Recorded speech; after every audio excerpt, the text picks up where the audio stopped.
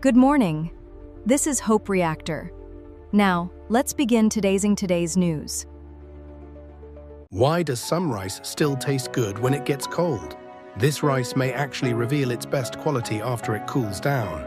Freshly cooked rice is easy to love. It is hot, soft, glossy, and full of steam. But a few hours later, something changes. You open your lunchbox, take a bite, and sometimes the rice feels noticeably firmer. Yet another rice can stay soft, sticky, and surprisingly delicious, even after it has cooled. Why? It is not only about how the rice was cooked. Part of the answer is hidden inside the rice itself. And one of the most important clues is a substance called amylose. Today, we are going to discover why some rice stays delicious after cooling, why certain varieties work, especially well for rice balls and lunchboxes, and why the future of rice may be about choosing the right grain for the right purpose. What we do not know can become hope. This is Hope Reactor. Why does rice become harder when it cools? First, we need to understand what happens when rice is cooked. A large part of a grain of rice is starch. When rice is heated with water, the starch absorbs that water and swells. The hard grain becomes soft, fluffy, and easy to eat. That is the texture we associate with freshly cooked rice. But after cooking stops and the temperature begins to fall, the starch molecules slowly reorganize. They begin moving back toward a more ordered structure. As this happens, the rice gradually becomes firmer. This process is one of the reasons cooled rice can feel harder than freshly cooked rice. But here is the important part. Not every variety of rice changes in exactly the same way. And that is where the science becomes much more interesting. Two important parts of rice starch. Rice starch is mainly made from two components, amylose and amylopectin. The names sound complicated, but the basic idea is simple. In general, rice with more amylose tends to be less sticky and can become firmer after cooling. Rice with less amylose tends to be stickier and is often better at maintaining a softer texture after it cools. That means two bowls of white rice can look almost identical when freshly cooked, yet feel very different several hours later. This is one reason low-amylose rice attracts attention. Low-amylose rice contains less amylose than many ordinary rice varieties. It tends to have stronger stickiness and can remain relatively soft after cooling. That makes it useful for foods that are not always eaten immediately after cooking. Rice balls, lunchboxes, prepared meals, foods that may sit for several hours before someone finally takes the first bite. Freshly cooked does not always mean best for every situation. This changes the way we think about good rice.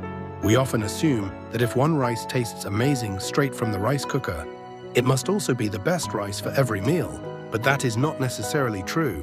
The best rice can depend on when and how you plan to eat it. Imagine a rice ball.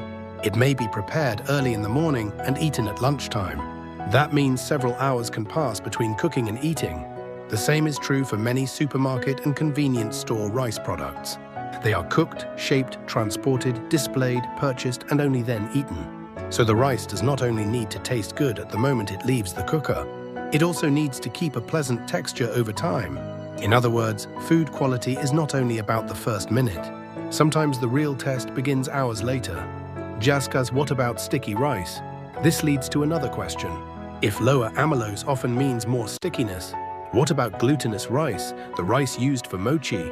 Ordinary table rice contains both amylose and amylopectin. Glutinous rice, on the other hand, is made almost entirely of amylopectin. That is one major reason it becomes extremely sticky when cooked. Low amylose rice sits closer to ordinary table rice, while still sharing some of that strong, soft, sticky character. It can be eaten as normal rice, but it often has a chewier and more tender texture. You can think of it as one example of how plant breeding can adjust the natural properties of rice for different eating experiences. Warning, rice is not just rice. This leads to a much bigger idea. Maybe we should stop thinking of rice as one single product. Different kinds of rice can be better suited to different jobs. Rice for onigiri, rice for curry, rice for sushi, rice for frozen meals, rice for fried rice, rice for sake, rice for bread and flour products. Each use can require a different balance of stickiness, firmness, moisture, flavor, and processing performance. We already accept this idea with other foods. Different types of wheat are used for different kinds of bread and noodles. Different grapes are grown for different wines. So why should rice be any different? The future of the rice aisle may not only be about brand, region, or price, it may also be about purpose. Instead of asking, which rice is the best, we may increasingly ask, which rice is best for what I want to cook? But amylose is not the whole story. Of course, there is one important warning. Amylose does not decide everything. The final texture and taste of rice are also affected by water content, cooking method, storage temperature, variety, and personal preference. Some people love very sticky rice. Others prefer grains that stay firm and separate. So there is no single perfect rice for everyone. The important lesson is that delicious changes depending on the situation. A rice that is perfect for a steaming dinner bowl may not be the same rice that performs best inside a lunchbox 5 hours later, and that difference is not a defect. It is a feature. As the future of purpose-built rice, this is where rice science becomes surprisingly hopeful. As lifestyles change, the way people eat rice also changes. More people use frozen meals. More people buy prepared food. Climate conditions are changing. Farmers face new challenges. Food companies need rice that can survive. Transportation, storage, reheating, and different cooking methods.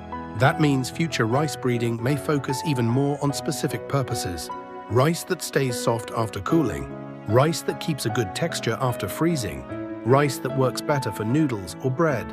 Rice that tolerates hotter summers. Instead of creating one perfect variety, researchers and farmers can create many different answers for many different needs. That is a very different way of thinking about agriculture. The goal is no longer simply to make rice taste good. It is to design rice that fits the way people actually live. Ending. The next time you eat a cold rice ball and think, this is still surprisingly soft, remember that the answer may be hidden inside its starch. A small difference in amylose can help change stickiness, firmness, and how the rice feels after cooling.